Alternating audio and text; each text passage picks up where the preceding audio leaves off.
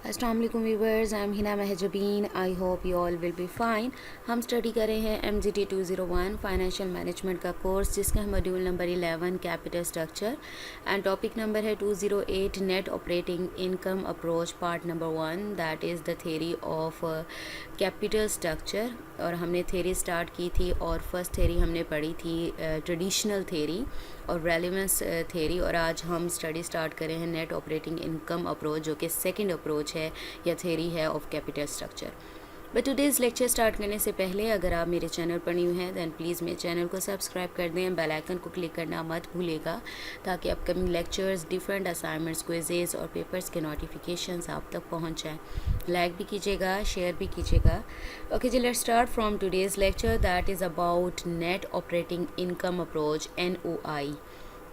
Okay जी, traditional जो theory थी वो हमने कहा रेलेवेंस थेरी है, और यहाँ पर बात हो रही है इररेलेवेंस थेरी, क्योंकि प्रीवियस लेक्चर्स में बता दिया था कि बाकी जो टू अप्रोचेस हैं वो क्या हैं, इररेलेवेंट्स जो हैं थेरी हैं। So let's see the irrelevance theory क्या होती है। Irrelevance theory is not just new operating net operating approach, ठीक है, नेट ऑपरेटिंग अप्रोच नहीं है, but there are other theories. This is one which is representative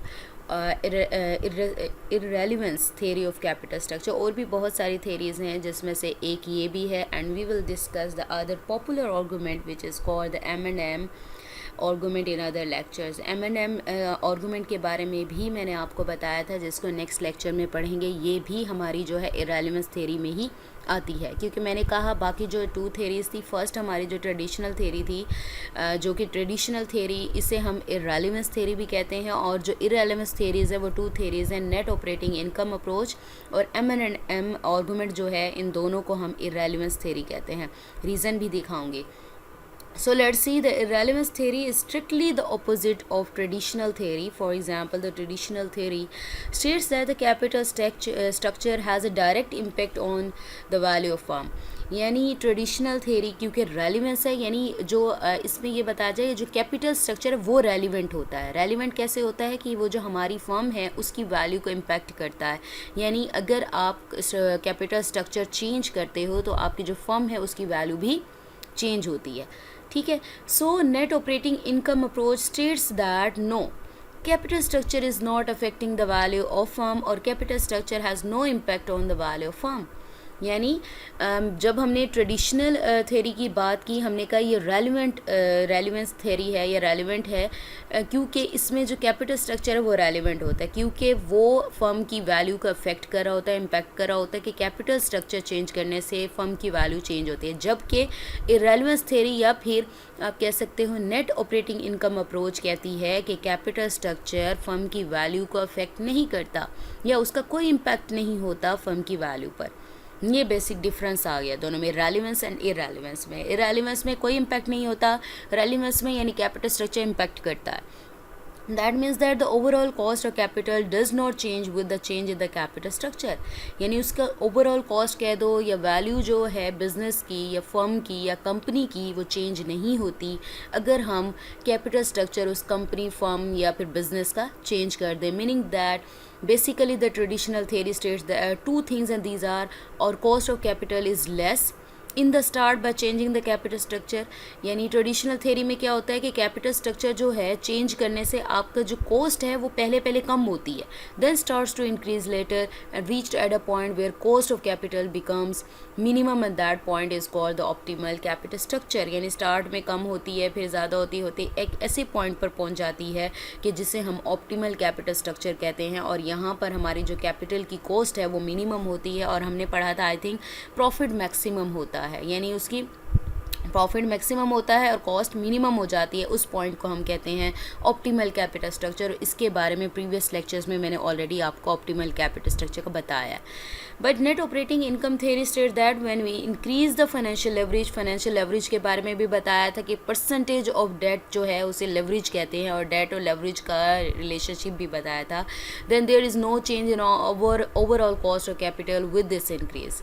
यानी net operating income क्योंकि हमें कह रही है इररेलेवेंट थेरी है, यानी कैपिटल स्ट्रक्चर के चेंज करने से वैल्यू फर्म की चेंज नहीं होती, तो यहाँ कहा जा रहा है अगर फाइनेंशियल लेवरेज इंक्रीज़ करते हो तो वो जो कॉस्ट है कैपिटल की वो भी चेंज नहीं होती, क्योंकि कोई इम्पैक्ट ही नहीं है इस इंक्रीज से। Why there is no change in the overall cost by increasing the financial leverage, क्योंकि फाइनेंशियल लेवरेज का मतलब है आप डेट ज़्यादा लेते हो, यानी परसेंटेज बढ़ गई है, क्यों कॉस्ट पे क्यों असर नहीं होता?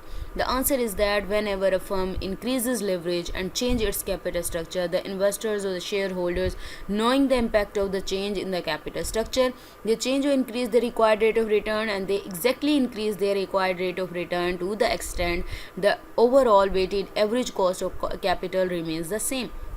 देखें इस तरह जो इस थेरी के अकॉर्डिंग कि फाइनेंशियल लेवरेज यानी आप जो डेट वगैरह है उसकी जो परसेंटेज है वो बढ़ाते हो तो चेंज इट्स कैपिटल स्ट्रक्चर।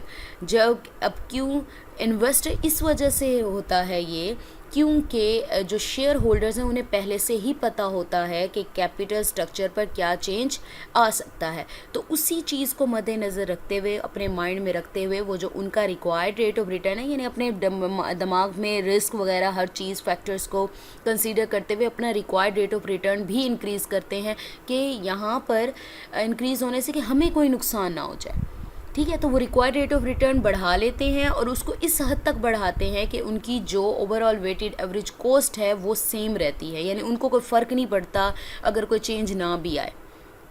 ठीक है, तो इस वजह से यानी वो अपना रिक्वायर्ड रेट ऑफ रिटर्न ही बढ़ा लेते हैं, पहले से ही मतलब मेंटली प्रिपेयर होते हैं और अपनी सारी प्लानिंग वगैरह करके रखते हैं। It means that the difference between traditional theory and irrelevance जो कि नेट ऑपरेटिंग इनकम थ्योरी है is that traditional theory states that the required rate of return increases with the increase of leverage.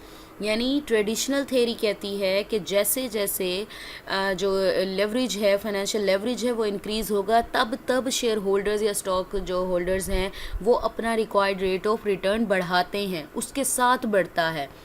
ठीक है, और traditional theory ये भी कहती है कि स्टार्ट पर जो रिक्वायर्ड रेट ऑफ रिटर्न है वो कम बढ़ता है और बाद में आहिस्ता आहिस्ता ज़्यादा बढ़ता जाता है, जबकि net operating income NOI approach कहती है no, the required rate of return of shareholder increases with the proportion as with the increase of leverage, that there has not been changes in the overall cost of capital। यानी उन्होंने कहा कि required rate of return साथ साथ जैसे बढ़ता जाता है उतने ही proportion से leverage बढ़ता है। यहाँ पर ये हुआ ना, leverage बढ़ाओगे और रिटर्न भी बढ़ता जाएगा, लेकिन यहाँ पर प्लानिंग में यानी जो इन्वेस्टर्स वगैरह होते हैं उन्हें पहले ही इम्पैक्ट का पता होता है, वो अपना रिक्वायर्ड रेट ऑफ रिटर्न उसी प्रोपोर्शन से बढ़ा देते हैं ताकि उनको कोई इफेक्ट ना आए, यानी कैपिटल की जो ओवरऑल कॉस्ट है वो चेंज ना हो, वो सेम रहे। So if the overall cost of capital has not been change then there is no optimal structure capital structure. और हमने कहा था जैसे जैसे हम अपने कैपिटल स्ट्रक्चर को अल्टर करते हैं, चेंज करते हैं, रिवाइज करते हैं, तो हम अपने जो कॉस्ट ऑफ कैपिटल है उसको मिनिमम करते जाते हैं, कैसे पॉइंट पर पहुंचते हैं। लेकिन जब हम चेंजेस ही नहीं करते तो कहाँ पर ऑप्टिमल स्ट्रक्चर आएगा कि कहाँ हमारी कॉस्ट मिनिमम हो जाएगी, क्योंकि वो तो सेम है यानी जैसी थी वैसे की वैसे है, तो कम तो नहीं होगी ना। तो ऑप्टिमल स्ट्रक्चर में क्या होता है कि कॉस्ट मिनिमम हो जाती है और आपका प्रॉफिट मैक्सिमम हो जाता है, लेकिन यहाँ तो कॉस्ट मिनिमम ही नहीं हो रही, वैसे की वैसे है। So in other words every capital structure is an optimal capital structure. That means that instead of trying to alter the capital structure alter the leverage. वैसे अगर देखा जाए हर कैपिटल स्ट्रक्चर को कहेंगे ऑप्टिमल कैपिटल स्ट्रक्चर है, क्योंकि अगर आप उस कैपिटल स्ट्रक्चर को चेंज करें, क्योंकि प्रीवियस लेक्चर में हमने कहा चेंज करते रहना चाहिए, तो अगर इस थ्योरी के अकॉर्डिंग अगर आप कैपिटल स्ट्रक्चर को चेंज करने की बजाय लेवरेज को चेंज कर दो, debt of percentage of debt को चेंज करो, trying to increase the value of firm, the management should try to do something else to increase the value of firm. इस तरह का कुछ करना चाहिए मैनेजमेंट को अपनी वैल्यू बढ़ाने के लिए। It means that when net operating income approach negate the effect और impact of capital structure on the value, then next question is created the value of firm increase और चेंजेस फ्रॉम विच थिंग। अगर net operating income approach कह रही है कि भाई वो जो कैपिटल स्ट्रक्चर चेंज करने से हमारी जो वैल्यू है फर्म की उस पर कोई इफेक्ट नहीं आता, या नेगेट कर रही है, कह रही है, मानती नहीं है, तो नेक्स्ट क्वेश्चन ये होता है कि कौन सी चीज़ है जो हमारी जो फर्म है उसकी वैल्यू को चेंज करती है।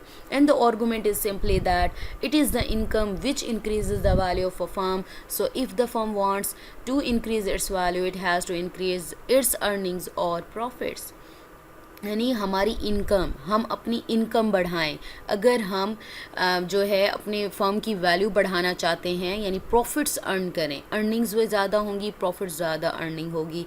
यानी अगर आप चाहते हो या कोई फर्म चाहती है, कंपनी चाहती है कि उसकी जो वैल्यू है वो बढ़े, तो उसको चाहिए कि वो अपने अर्निंग्स वगैरह या प्रॉफिट्स को इंक्रीज़ करे। So we can conclude our discussion that net operating income approach is that the total contrast to the traditional theory. क्योंकि उसमें येस है तो इसमें नो है। वहाँ पर कह रहा था कि कैपिटल स्ट्रक्चर इज़ रेलिवेंट, और यहाँ पर कहा जा रहा है कि कैपिटल स्ट्रक्चर इज़ इरेलीवेंट। यानी कैपिटल स्ट्रक्चर, ट्रेडिशनल थ्योरी क्या कहती थी कि कैपिटल स्ट्रक्चर चेंज करने से आपकी फर्म की वैल्यू चेंज होती है, जबकि नेट ऑपरेटिंग इनकम अप्रोच क्या कह रही है कि अगर आप कैपिटल स्ट्रक्चर चेंज कर भी देते हो देन भी उसकी overall cost of capital same रहती है।